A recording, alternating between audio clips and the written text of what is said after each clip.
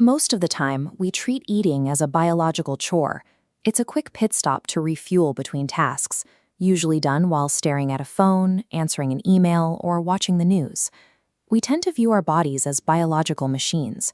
We imagine we exist as entirely independent entities, walled off from the fuel we're consuming. The second we take a bite, the mind starts sorting. We label the food. We count the calories, decide if it's too salty, or promise ourselves that a strict diet starts tomorrow. We experience our own opinions before we actually experience the meal. The Japanese philosopher Nishida Kitaro looked at this strict split between the eater and the eaten, what philosophers call the subject and the object, and argued that it doesn't actually exist. He believed the rigid boundary we draw between ourselves and the outside world is an illusion waiting to shatter. To figure out what a human actually is, you have to look closely at what happens when that boundary disappears. You have to trace the food on your plate back to its absolute origin. Look at a single, ordinary bowl of rice. Before it reaches a table, it requires immediate, grueling physical labor. A human being, ankle-deep in mud, breaking the earth to pull a crop from the soil. And that single worker relies on centuries of inherited knowledge. They are participating in a chain of human effort and agriculture that stretches back through countless generations of farmers. Moving that harvest from a remote field to your local grocery store demands a massive, overlapping network of cargo ships, dock workers, and global logistics spanning oceans. But the physical ingredients of the rice go far beyond human activity. That tiny white grain is composed of the water cycle. It is formed from passing clouds, heavy rain, and atmospheric pressure.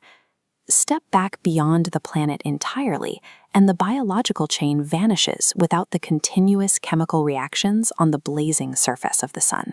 Nishida called this reality interdependence.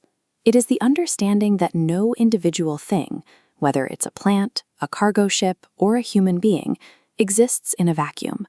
Everything only exists within a vast, interconnected network of relations.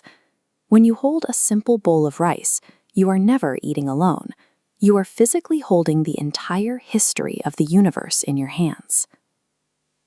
Now, bring that immense scale all the way down to the quiet, split second a piece of that food finally touches your tongue.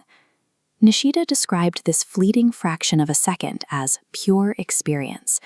It is a brief flash where reality happens perfectly, before the intellect jumps in to assign labels, invent language, or form a judgment. You don't have to calculate every swallow. Through the physical action of chewing and tasting, your body intuitively understands its place in the world long before your brain tries to explain it. But there is a stark biological reality at the dinner table. Living requires transformation.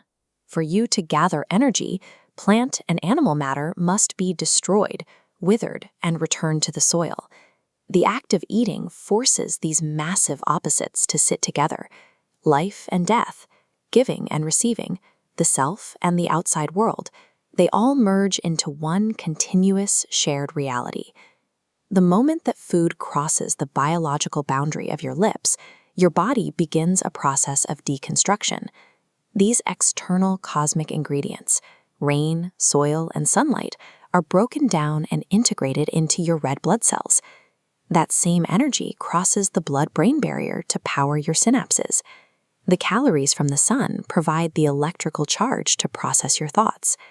There is no strict separation. The outside world is actively, continuously manufacturing your internal consciousness. Cultural traditions of saying grace or expressing gratitude before a meal are often viewed as simple social etiquette.